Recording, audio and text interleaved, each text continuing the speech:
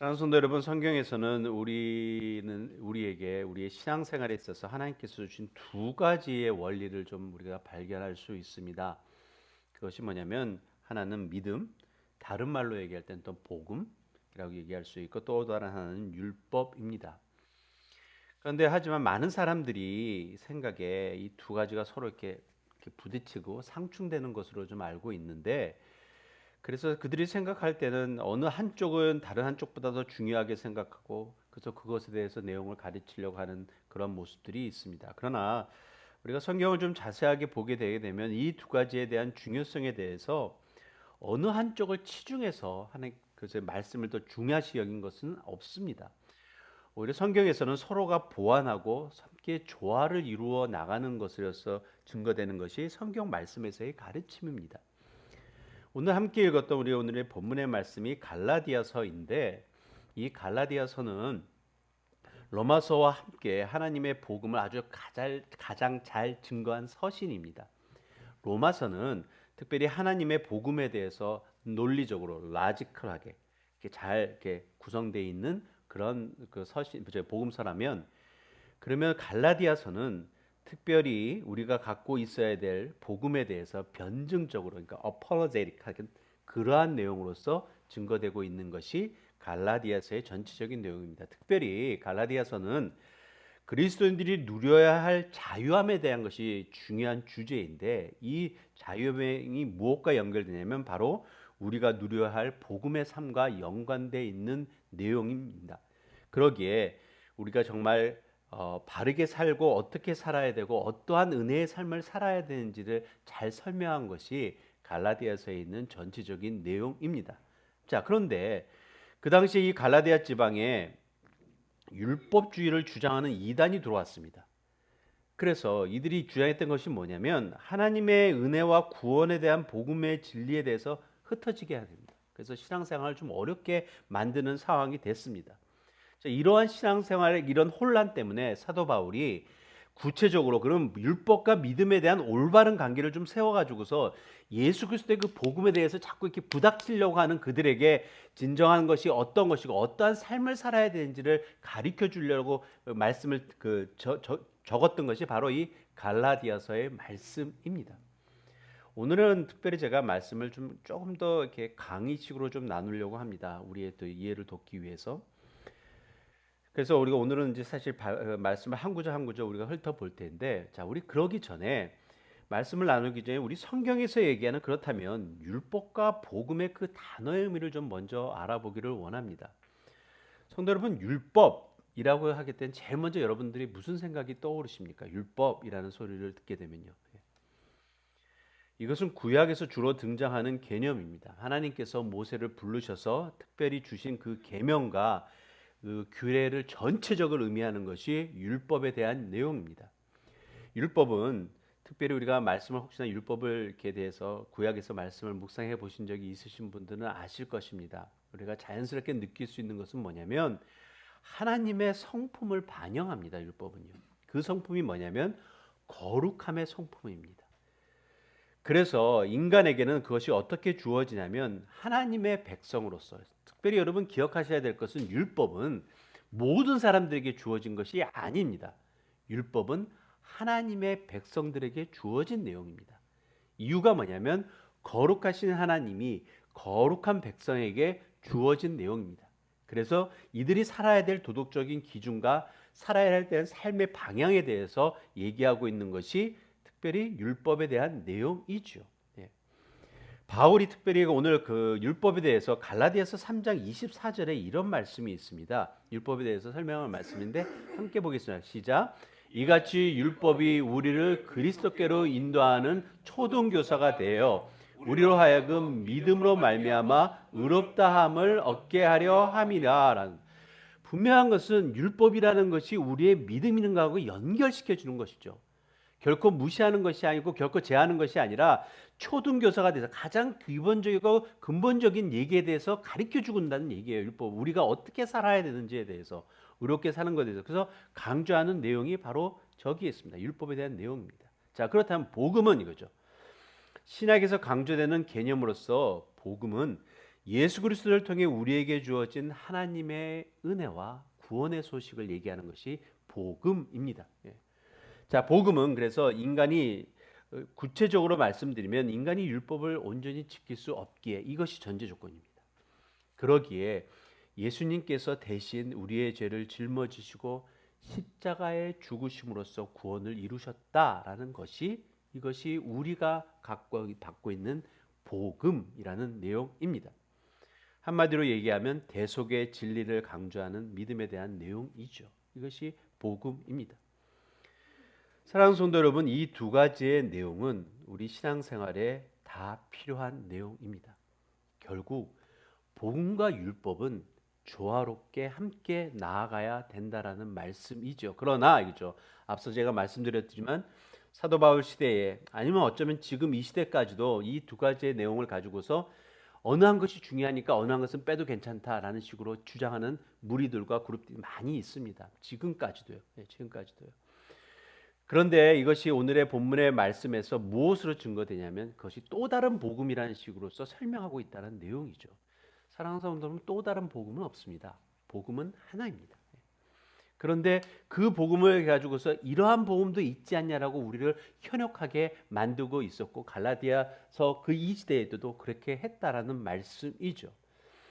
자, 이러한 논쟁 속에서 우리의 믿음의 삶이 어떻게 이 두 가지의 진리와 함께 조화롭게 살 수 있는지를 좀 나누려고 합니다. 근데 이 나누기 전에 제가 다시 한번 여러분들에게 좀 질문을 던집니다. 왜냐하면 우리는 은혜의 복음의 시대라는 곳에서 지금 우리가 살고 있습니다. 자, 그러면 율법은 더 이상 우리에게 필요하지 않다? 여러분 그렇게 생각해 보십니까? 율법을 이렇게 말씀을 읽으시면서 아, 이거는 힘든 거야, 어려운 거야, 난 못해. 네? 그러니까 일단 적당히 무시해도 괜찮아. 혹시나 우리들 마음속에 이런 마음이 있지 않나? 라는 생각 여러분은 갖고 계시진 않으십니까? 그러나입니다, 성도 여러분. 말씀에서의 율법은 하나님께서 주신 것입니다, 여러분. 자, 하나님께서 주셨다라는 의미 속에서는 우리 하나님은 완전하신 분이시고 온전하신 분이십니다. 자, 그렇다면 그냥 주신 것은 아니다라는 거죠. 굳이 모세를 산에 부르셔서 40일 동안 금식하게 하시고서 주시지 않으셨다는 내용이죠. 율법이 정말 필요한 것이 아니라면요. 그렇다면 지금의 이 시대, 은혜의 복음의 시대에 살고 있는 우리들이 율법을 대할 때 어떤 것으로 대할 수 있을까? 좀 생각해 봐야 됩니다, 성도 여러분. 여러분, 율법을 딱 대하게 되면 우리가 제일 먼저 우리가 깨달을 수 있는 것은 뭐냐면 내 자신의 연약함입니다. 부족함입니다. 여러분, 우리가 이걸 어떻게 지켜? 어떻게 따를 수 있어라는 그 질문이 바로 우리들의 연약함, 우리의 부족함에 대해서 반영하는 내용이죠. 결국 우리가 거울 앞에 서는 거나 마찬가지라는 말씀입니다. 우리의 죄성과 우리의 죄의 모습을, 우리의 연약한 모습을 금방 깨달아 알 수 있는 것이 율법 앞에 서면 그렇습니다, 여러분. 그러기에 율법은 결코 무용지물이 아니라 우리의 신앙의 삶에 척도가 되는 그러한 참으로 필요한 것이라는 말씀이죠.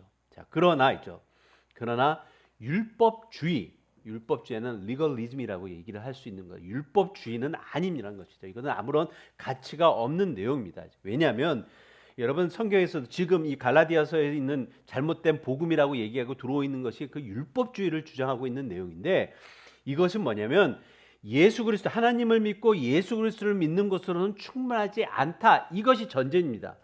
자, 그러기에 우리가 하나님께서 주신 모든 율법과 그 율법을 행해야만 의롭게 되고 완전하게 된다는 것을 주장하는 것이 율법주의입니다. 결국 하나님께서 주신 우리의 은혜의 복음, 예수 그리스도가 이 땅에 오셔서 우리에게 주신 그 은혜의 복음은 이것은 완전하지 않다는 식으로 전제 조건하고 나아간다는 얘기입니다. 그러기에 오늘 말씀에서도 1장 6절 7절이 이렇게 얘기합니다. 갈라디아서 1장 6절 7절이 이렇게 얘기하고 있습니다. 그리스도의 은혜로 너희를 부르신 이를 이같이 속히 떠나 다른 복음을 따르는 것을 내가 이상하게 여기노라.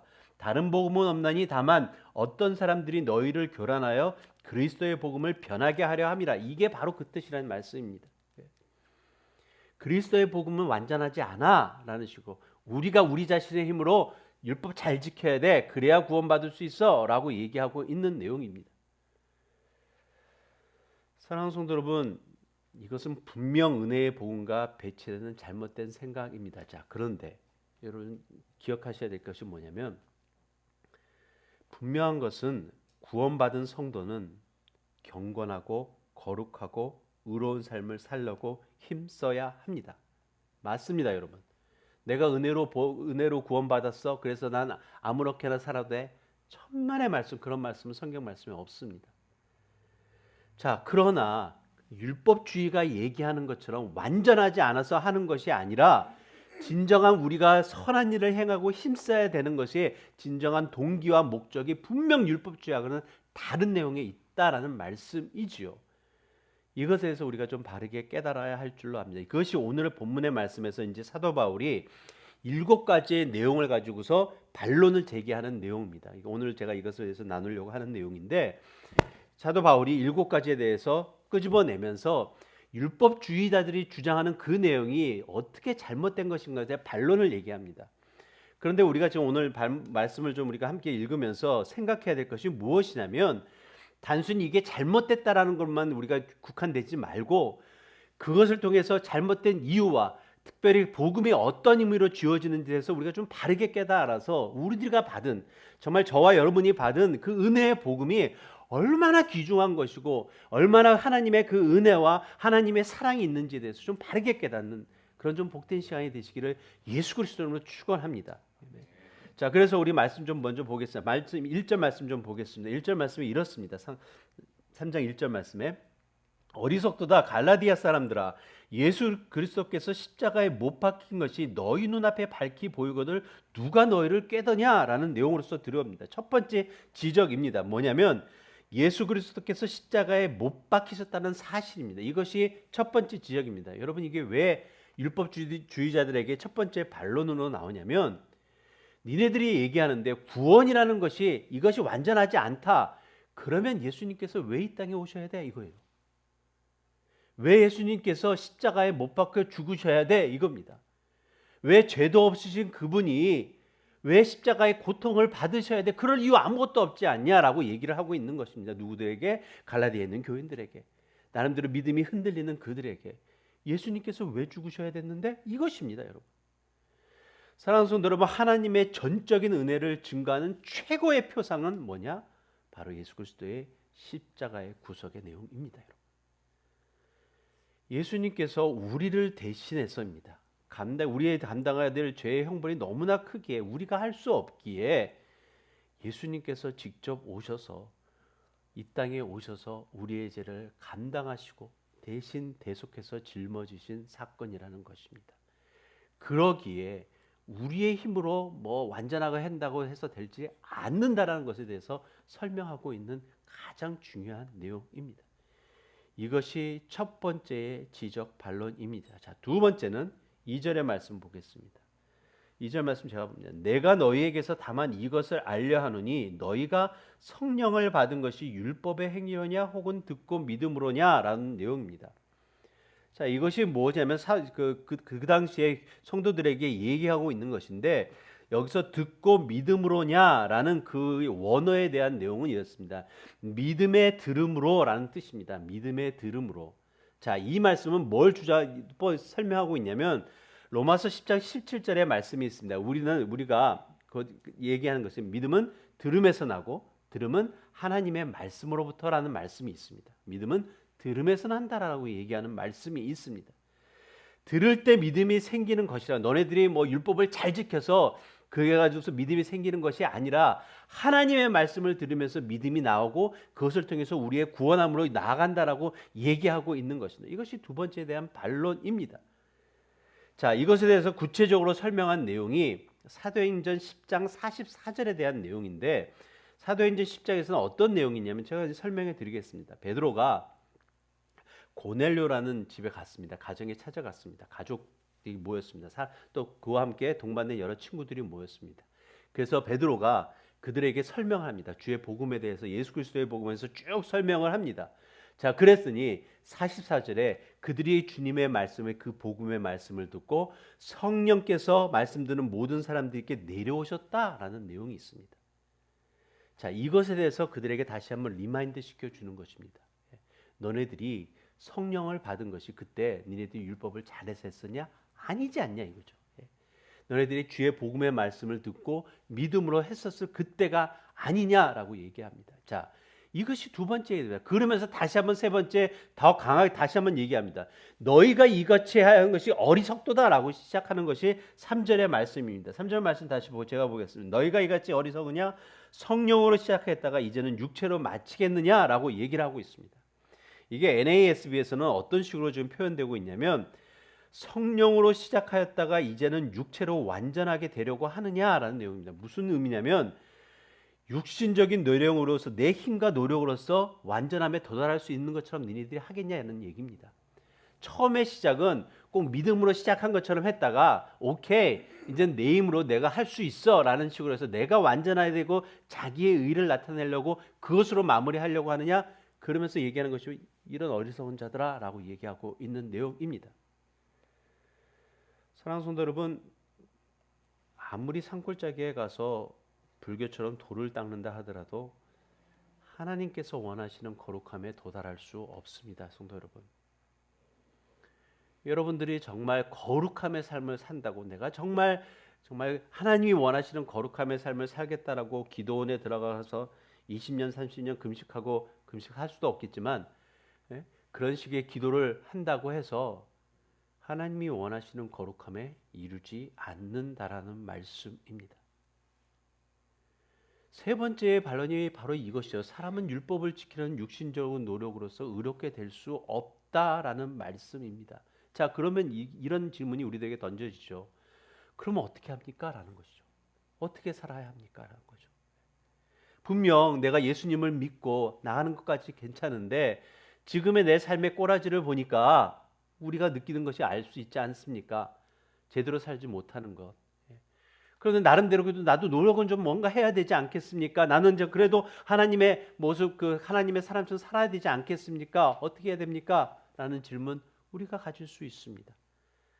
자, 여기에 대해서 우리의 연약함과 부족함을 알기에 사도 바울이 이렇게 선포합니다. 갈라디아서 5장 16절 말씀 보겠습니다. 갈라디아서 5장 16절 말씀 같이 읽겠습니다. 시작. 내가 이르노니 너희는 성령을 따라 행하라. 그리하면 육체의 욕심을 이루지 아니하리라. 예, 정확하게 분명한 디렉션을 줍니다. 어떻게 하라고요? 성령을 쫓아 행하라 라고 얘기하고 있습니다. 우리의 힘과 노력으로 할 수 없기에 니네들이 성령을 간구하고 하나님 역사해 주시고 내 영혼을 주님 앞에 의탁드립니다. 내가 주님의 말씀에 따라 살게 해달라는 간절한 기도를 계속적으로 하면서 나아가는 삶을 살아봐라 이거죠. 그것은 너 힘으로가 아니라 성령님께서 너희를 그렇게 인도하실 것이다 라는 내용입니다. 우리가 해야 된다라는 내용이죠. 가만히 앉아가지고 있는 것이 아니라 우리가 해야 된다라는 말씀입니다. 이것이 우리들에게 주어진 세 번째에 대한 반론의 내용입니다. 자, 네 번째에 대한 내용은 우리 4절 5절에 대한 내용인데 제가 읽겠습니다. 4절 5절에 있습니다. 너희가 이같이 많은 괴로움을 헛되이 받았느냐? 과연 헛되냐?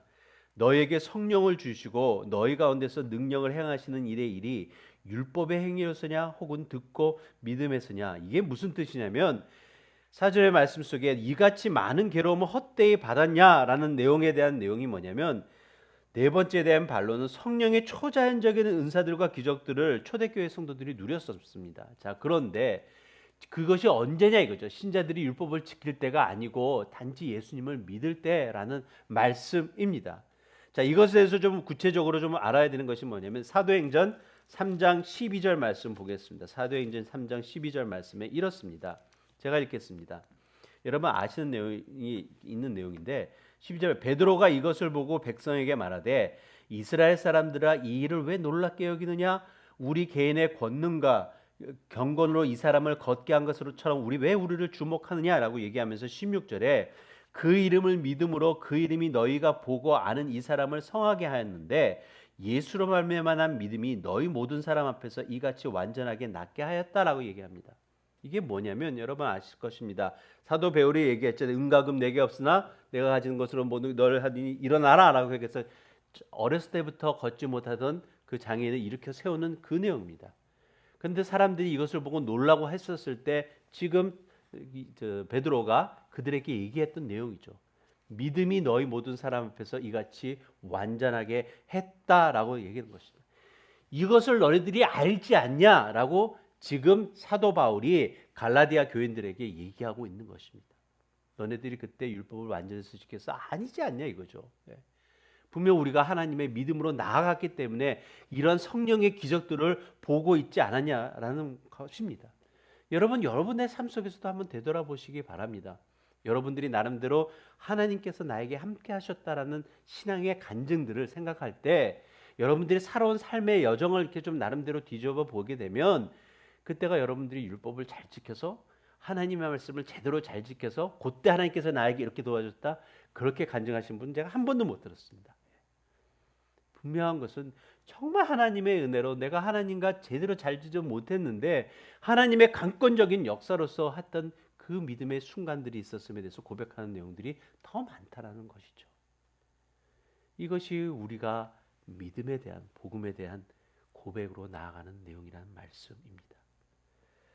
자, 다섯 번째 반론에 대해서 얘기합니다. 6절과 7절에 대한 말씀인데 이래서 지금 사도 바울이 이들에게 이 주이시들 그들에게 그 당시에 있는 유대인들에게 다시 한번 너네들이 처음 시작이 어떻게 시작했는지 이것이 꼭 신약시대에 사는 우리들에게만 주장되는 것이 아니라 너네들이 처음 시작부터 믿음으로 시작했어 라고 가르쳐주기 위해서 들고 나온 내용입니다. 6절 7절 말씀 제가 보겠습니다. 아브라함이 하나님을 믿음에 그것을 그에게 의로 정하셨다 함과 같으니라.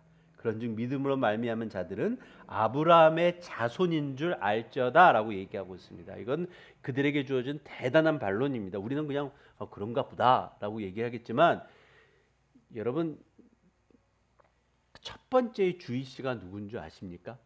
유대인의 첫 번째 유대인이 누구인 줄 아십니까? 아브라함입니다. 너네들의 믿음의 너네들의 가장 첫 번째의 조상이 어떻게 시작했냐 이걸 나오는 것입니다. 자, 그것을 알기 위해서 우리 창세기 15장 6절 말씀 있죠. 우리 함께 읽겠습니다. 시작. 아브라함이 여호와를 믿으니 여호와께서 이를 그의 의로 여기시고라는 말씀이 있습니다. 아브라함이라고 이름이 바뀌기도 전입니다. 아브라함이 근데 여호와를 믿으니 여호와께서 그것을 의로 여기셨다라고 얘기합니다. 자, 아브라함이 의로 여기신 것이 그가 행하면 아니지 않냐 이거죠. 말씀에서 정확히 선포합니다. 믿음으로라고 얘기를 하고 있습니다. 그러면서 지금 얘기했었던 것이 뭐냐면 그런즉 믿음으로 말미암은 자들이 아브라함의 자손인 줄 알지어다라고 얘기하고 있습니다.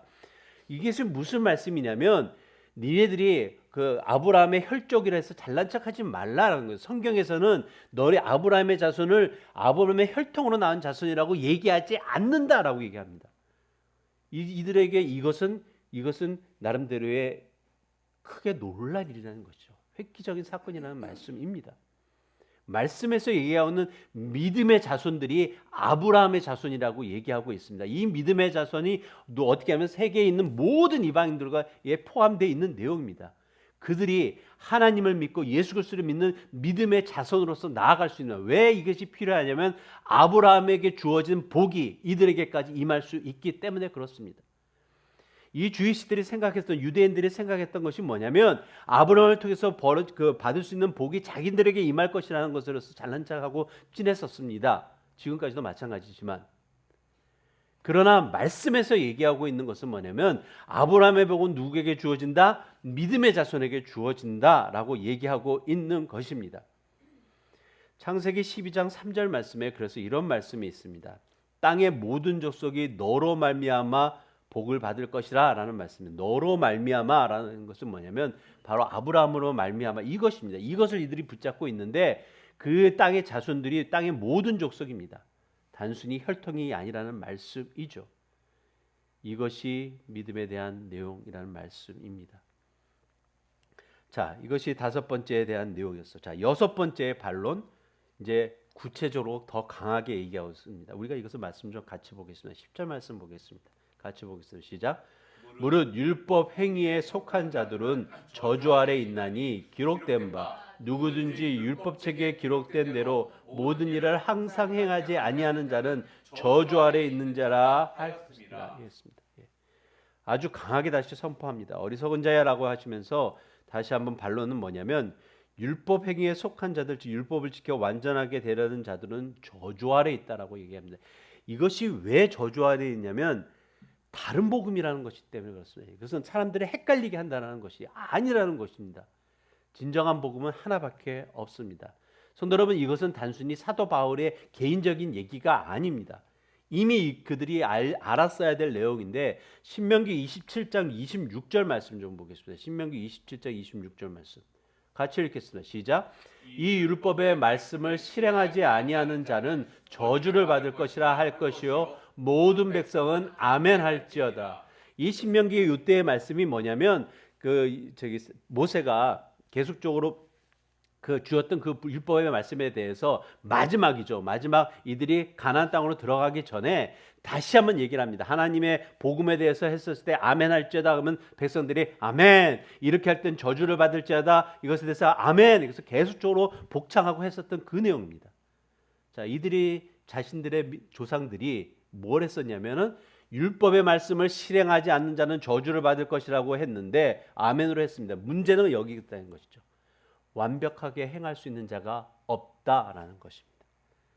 자, 그러면 완벽하게 행하지 못하는 자기 자신을 보면서 무엇을 얘기하고 있는? 저주를 받을 자라라는 식으로 선포하고 있다라는 말씀입니다.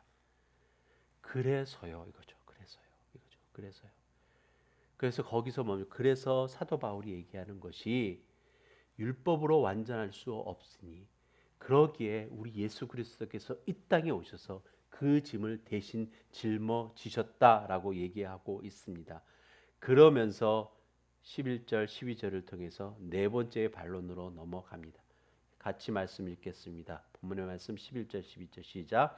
하나님 앞에서 아무도 율법으로 말미암아 의롭게 되지 못할 것이 분명하니 이는 믿음으로 하였습니다. 율법은 믿음에서 난 것이 아니니 율법을 행하는 자는 그 가운데서 살리라 라는 말씀이 있습니다. 의인이 믿음으로 살리라. 이거 일곱 번째의 반론입니다. 의인이 믿음으로 살리라라는 것입니다. 여기서 믿음으로 산다라는 그 산다는 원어에 대한 의미가 무엇이냐면 그냥 우리가 사는 삶을 얘기하는 것이 아니라 영원한 삶, 이터널 라이프를 얘기하는 그 삶입니다. 의인은 믿음으로 영원한 삶을 산다라는 내용이라는 말씀입니다.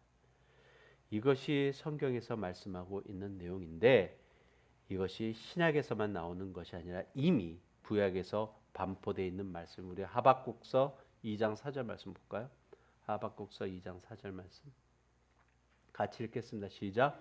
보라, 그의 마음은 교만하여 그 속에서 정직하지 못하나 의인은 그의 믿음으로 말미암아 살리라. 이렇습니다. 구약에서 이미 선포되어 있는 말씀입니다. 그들에게 다시 한번 리마인드 시켜줘. 이것이 내가 얘기하는 것이 아니다라고 사도 바울이 얘기하는 것이죠. 이미 구약의 선지자를 통해서 선포된 말씀인데 니네들 왜 그러냐라는 식으로 얘기하고 있습니다. 이것이 복음의 능력입니다.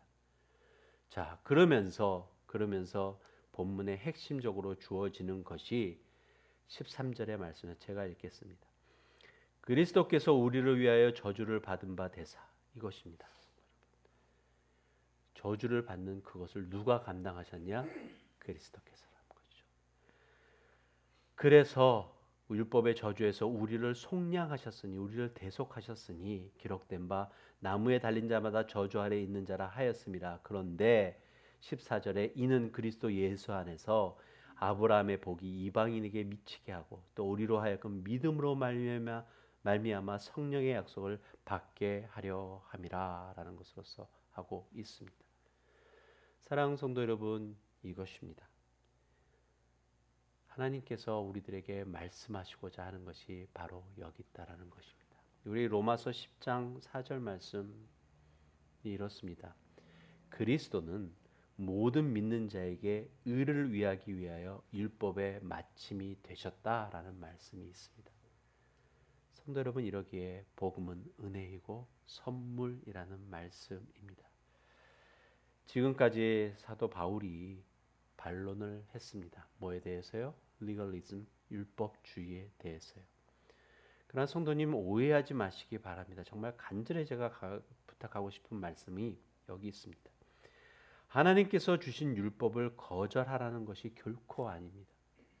그래, 나는 예수님 믿어. 그렇게 해서 이렇게만 말하고 그냥 끝내고 그냥 살면 되지 뭐. 나 예수님 믿는데 라는 고백으로 끝날 수 없다라는 것입니다. 성도 여러분, 율법은 하나님께서 인간에게 주신 거룩한 삶의 지침입니다. 율법은 하나님의 뜻을 나타냄입니다. 그래서 말씀에서 이것을 더 강조하는 내용이 있습니다. 로마서 7장 12절 말씀 좀 보겠습니다. 로마서 7장 12절 말씀 없습니까? 예, 제가 읽겠습니다. 율법은 거룩하며 계명도 거룩하고 의로우며 선하니라 라는 말씀이 있습니다. 믿음으로 구원을 받는다는 것이 율법을 무시하는 삶이 아닙니다. 결론적으로 얘기할 수 있는 것은 복음은 율법을 완성하고 율법은 복음 안에서 더 깊은 의미를 갖게 됩니다. 복음은 율법을 완성하고 율법은 복음 안에서 더 깊은 의미를 갖게 된다라는 말씀입니다. 오래전에 영화였던 걸로 기억하는데 저는 다 보지는 않았습니다. 여러분들 보신 분이나 혹시 얘기를 들으신 분들이 있을 것입니다. 어떤 사람이 자기의 아들이 나름대로 그 유괴가 되어가지고서 자녀가 유괴가 되어가지고서 유괴범에게 죽게 됩니다. 그래서 그 아픔에 대해서 어쩔 줄 몰라서 힘들어하다가 교회에 가서 나름대로 신앙생활을 하면서 마음에 좀 평안함을 얻었는데 그 평안함을 얻은 사람이 마음속에 무엇이 있냐면 원수를 사랑하라는 것에 대해서 계속적으로 하면서 마음이 좀 부담감이 돼서 몇 해 지나고 난 다음에 자기 아이들을 죽인 그 유괴범을 찾아 그 교도소에 가죠. 그래서 교도소에 가가지고서 그에게 나름대로 용서한다는 의미로서 찾아갑니다. 근데 문제는 거기서부터 시작됐죠. 그래서 했더니 그가 얘기했던 것이 뭐냐면 자기는 이미 하나님 앞에 용서를 했기 때문에 더 이상 용서를 구하지 않는다라는 식으로서 표현됐었습니다. 자, 그랬었을 때 그 엄마가 받은 상처는 어떻게 이게 말이 되냐 이것이죠. 나도 용서가 안 되는데 어떻게 이게 용서가 되냐는 식으로 막 하면서 결국에는 좀 나쁜 것으로서 끝나는 내용의 것이 영화가 있었습니다. 그것이 뭐 소설의 원작으로 쓰여졌다고 하는데 성도 여러분, 여러분들은 어떻게 생각합니까? 사실 이 내용 때문에 기독교가 엄청 욕을 먹었습니다. 예. 그런데 저는 이 내용을 들으면서 두 가지의 내용으로서 좀 정리할 수 있을 거라 생각합니다. 소설 자체가 진정한 사건이 일었던 실화를 바탕으로 한 소설이었다면 그렇다면 문제는 그 재소자라고 했죠. 그 범죄자가 하나님을 만난 것이 아닙니다. 교도소에서요. 또 하나의 얘기는 만약에 이것이 작가나 그 소설의 원작자가 일부러 하고 감독이 일부러 만든 것이라면 분명한 것은 이건 기독교를 폄하하기 위해서 만든 내용이란 말씀입니다. 그것이 무슨 뜻이냐면 사랑하는 성도 여러분, 믿음이란 행함으로 증거되어야 됩니다. 여러분, 그 범죄자가 진정 예수님을 구세주로 영접했다면 정말 말씀을 가지고서 말씀을 읽다가 자기의 죄를 바르게 깨닫고 정말 하나님 앞에 무릎 꿇고 회개한 그 회개함이라면 그의 삶은 이렇지 않습니다. 변화되는 것이 어떻게 변화되냐면 만약에 그 엄마가 찾아와서 얘기했을 때 제일 먼저 해야 될 것이 뭐냐면 그 앞에 무릎 꿇고 사죄하는 것이죠. 속죄하는 것입니다. 용서해달라고. 정말 나는 죽을 죄를 졌으니 용서해달라고 빌어야 됩니다. 이것이 우선순위입니다. 여러분. 그렇지 않고 나는 하나님 앞에 용서받았어. 나는 그래서 이제는 나의 마음은 평안해. 어디서 그런 말씀이 성경에 있습니까? 없습니다. 그런 말씀 없습니다. 근데 이런 것을 빗대어 가지고서 기독교인 것처럼 해가지고서 얼마나 편화되는 내용이 많습니까? 그렇지 않습니다. 여러분 세리장 삭개오에 대한 말씀을 기억하십니까? 누가복음 19장에 세리장 삭개오가 있습니다. 삭개오가 예수님을 만나죠. 예수님께서 내가 너와 함께 너희 집에 오늘 거하겠다라고 얘기를 하셨을 때 그 세리장 삭개오가 뭐라고 얘기하냐면 그 당시에 세리장이라면 순 도둑놈처럼 막 얘기하고 사람들이 싫어했던 내용이었습니다. 그가 예수님을 딱 만나자마자 자기가 죄인임을 알고 금방 제일 먼저 고백했던 것이 뭐냐면 자기의 재산을 절반이라도 나눠서 가난한 자들에게 나누어 주겠다고 얘기했고, 자기가 혹시 거짓으로서 남의 것을 훔친 내용이 있다면 그에게 네 값이나 갑절로 해가서 그들에게 보상하겠다라고 얘기했던 것이 세리장에 대한 내용입니다. 삭교에 대한 내용입니다. 성도 여러분, 이것이 회개함입니다. 이것이 진정 예수 그리스도를 만남의 회개함의 모습이라는 말씀이죠. 목숨을 내어주기까지 하여야 한다라는 것은 우리들의 삶 속에서 바르게 좀 깨달아 알아야 합니다. 사랑하는 성도 여러분, 오늘 제자 훈련에 암송해야 될 말씀의 구절이 무엇인지 여러분 기억하십니까? 기억하십니까? 네, 그 중에 한 말씀이 베드로전서 3장 15절 말씀 있죠. 베드로전서 3장 15절 여러분 기억하십니까? 조금 있으면 할 건데, 그렇죠? 끝나고 난 다음에 그 첫 부분이 뭐였냐면 너희 마음에 뭘 하라고요? 그리스도를 주로 삼아 거룩하게 하고 라는 말씀으로 시작됩니다. 베드로전서 3장 15절 말씀. 너희 마음에 그리스도를 주로 삼아 거룩하게 하고. 이게 무엇을 위한 말씀의 암송 구절이죠? 전도를 위한 암송 구절입니다. 여러분, 우리들의 삶 속에서 나타내야 되고 표현되어야 될 것이 뭐냐면 너희 안에 그리스도를 주로 삼아 어떻게 하라고요? 거룩한 삶의 모습이 증거돼야 된다는 말씀이죠. 이것입니다. 사랑하는 성도. 우리 기독교에서 얘기하는 것은 그렇습니다. 그냥 예수님 믿어가지고서 좋아요 이게 아닙니다. 우리들의 삶 속에 진정 변화됨의 역사가 증거되어야 된다라. 그래야 진정한 내가 주님 앞에서 구원받음의 역사가 바르게 표현된다는 것이죠. 이것이 왜 그러냐면 우리가 처음으로 말씀을 암송했던 말씀이 있어야 됩니다. 구원의 확신 속에서 우리가 바로 그 전에 우리의 중심이 누구를 통해 중심이 있어야 된다? 바로 예수 그리스도의 중심이 있어야 된다라고 하면서 우리가 암송했던 말씀이 있습니다. 갈라디아서 2장 20절 말씀 있죠. 내가 그리스도와 함께 십자가에 못 박혔나니 그런즉 이제는 내가 산 것이 아니라 내 안에 그리스도께서 사신 것이라 라는 말씀이 있습니다. 이제 내가 육체 가운데 사는 것은 나를 사랑하사 나를 위하여 자기 몸을 버리신 하나님의 아들을 믿는 믿음 안에서 사는 것이라고 충분히 말씀에서 선포하고 있는 말씀입니다. 무엇이죠? 이거죠. 내가 그리스도와 함께 십자가에 못 박혀 죽었다라고 얘기하고 있습니다. 이것이 우리의 믿음의 선포여야 됩니다. 그냥 단순히 죽은 것이 아니라 십자가에 못 박혀서 고난받고 핍박받고 하는 그 죽음, 내가 그리스도와 함께 죽었다라고 고백하는 내용이라는 말씀입니다. 이것이 믿음입니다, 성도 여러분. 이것이 우리가 갖고 있는 복음의 진정한 내용이라는 말씀입니다. 철저한 회개의 삶과 변화된 삶이 우리의 믿음의 삶의 모습이 되어야 됩니다. 그런데 이거죠. 내 자신의 힘과 노력으로서 이 삶을 유지하기 어려우니까, 그래서 우리가 더욱더 성령님의 도우심을 간구하며 주님 앞에 겸손히 나아가는 것입니다. 우리가 오늘 암송하는 말씀에 3장 15절 말씀에 그러므로 너희 속에 그러한 예수 그리스도를 삼고 있으니 누가 너희 속에 있는 소망에 관해서 묻는 사람이 있다면 너희는 항상 준비하라 라고 했습니다. 어떻게 해요? 나름대로 온유함과 두려움으로 하라 라고 얘기했습니다. 사랑과 겸손함으로 하라 라는 말씀입니다. 이것입니다. 내 힘으로 할 수 없으니 내가 이때까지 살아온 것이 그나마 내가 하나님의 사람으로 살아온 것이 내 힘으로 살아온 것이 아니니 하나님 감사합니다. 라는 겸손함이 있어야 됩니다. 내가 그러한 사랑을 많이 받았기에 내가 세상 사람들에게 증거할 수 있는 것은 그 사랑입니다. 라고 증거해야 된다는 말씀입니다. 이것이 우리들이 살아가야 될 삶의 모습입니다. 우리 마태복음 5장 17절 말씀 보겠습니다. 같이 읽습니다. 시작. 내가 율법이나 선지자를 폐하러 온 줄로 생각하지 말라. 폐하러 온 것이 아니요 완전하게 하려 합니다. 로마서 3장 31절에 이런 말씀이 있습니다. 다시 한번 같이 읽겠습니다. 시작. 그런즉 우리가 믿음으로 말미암아 율법을 파기하느냐? 그럴 수 없느니라. 도리어 율법을 굳게 세우느니라. 믿음은 율법을 폐하는 것이 아니라 오히려 율법을 지킬 수 있는 힘을 우리에게 줍니다.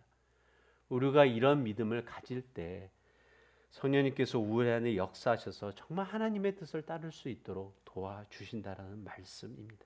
그러므로 우리의 행위는 더 이상의 율법을 지키는 것으로 구원을 받으려고 하는 그런 시도가 아니라 내가 하나님께 받은 사랑이 너무 크기에 그 사랑 앞에 순종함으로 나아가는 것입니다. 이것이 우리가 율법을 지키는 내용이라는 말씀이죠. 사랑하는 성도 여러분, 결론적으로 말씀드립니다. 믿음과 율법은 서로 대립하는 것이 아니라 조화를 이루며 우리의 신앙의 삶을 풍성하게 만듭니다. 우리는 오직 믿음으로 구원을 받지만 그 믿음은 율법을 무시하는 것이 아니라 율법을 지키는 힘으로 작용한다라는 것입니다. 그러므로 이거죠. 결론적으로 지금 얘기하고 있는 것이 복음과 율법은 하나님의 구원 계획 안에서 완벽한 조화를 이룬다라는 내용입니다. 사랑하는 성도 여러분, 말씀을 마무리하면서 정말 하나님의 은혜와 사랑을 우리가 깨달을 때 우리는 기쁨으로 율법을 따르며 그분의 뜻을 행하게 될 줄 알을 선포합니다. 우리 뉴라이프 뉴비전 교회 성도님들, 저와 여러분의 한 분 한 분의 삶이 진정 믿음과 율법의 아름다운 조화를 좀 이루며 사는 삶 사시기를 예수 그리스도의 이름으로 축원합니다. 우리는 거룩한 백성의 삶을 살아야 하기 때문에 그렇습니다. 기도드리시겠습니다.